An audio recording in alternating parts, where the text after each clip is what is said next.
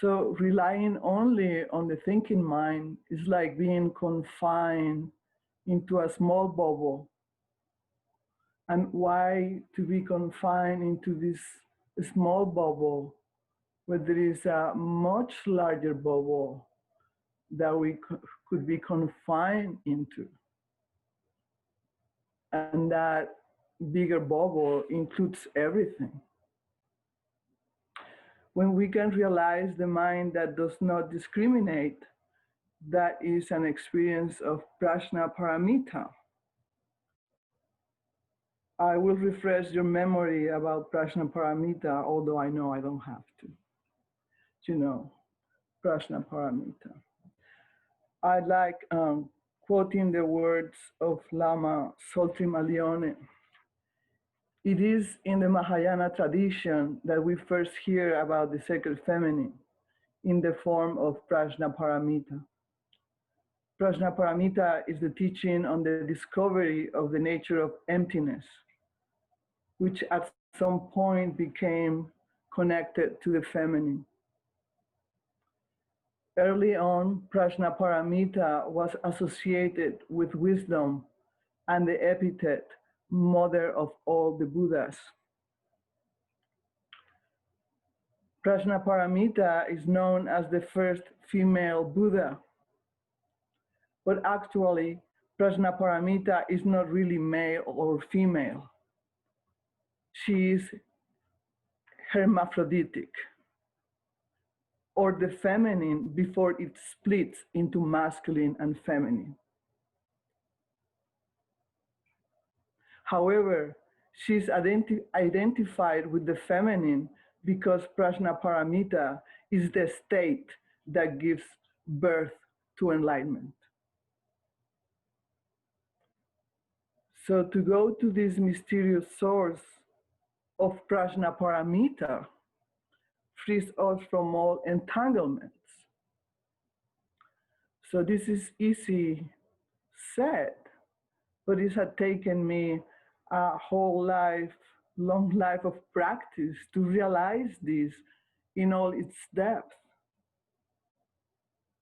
I look at a definition of patriarchy in an article by Bell Hooks, and she writes, patriarchy is a political social system that insists that males are inherently dominating, superior to everything and everyone, deemed weak, especially females, and endowed with the right to dominate and rule over the weak, and to maintain that dominance through various forms of psychological terrorism and violence. It was only recently, after giving several talks on the priestess and the snake, that I realized that I have been carrying with me an internalized patriarch that had told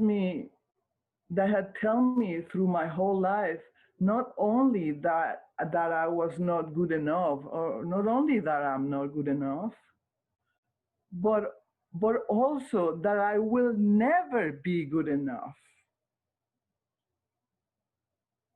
That kind of deep ingrained voice is what I call the internalized patriarch, always criticizing whatever we do, always commenting, always criticizing, putting us down, putting our very nature of Prajna Paramita down.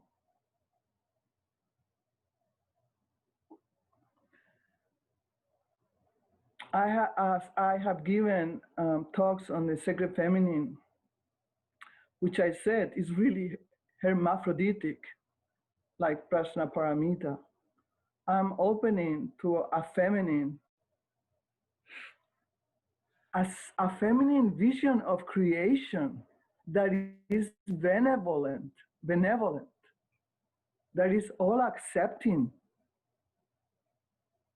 That is the original vision of creation, all accepting of who we really are, all accepting of our uniqueness, all accepting of our differences.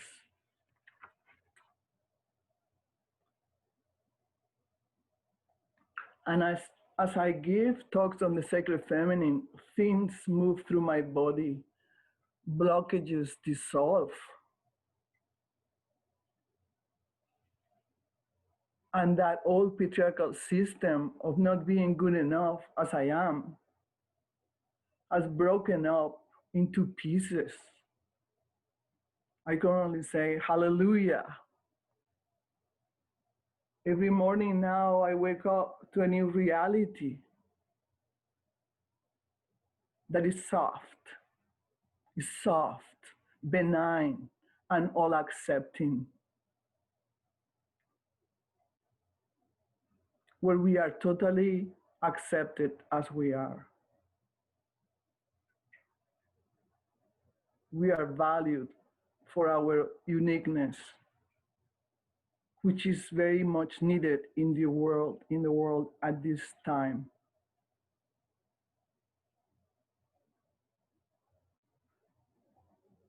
And this is the mysterious source of Prajna Paramita, the mother of all the Buddhas, that can free us from all entanglement.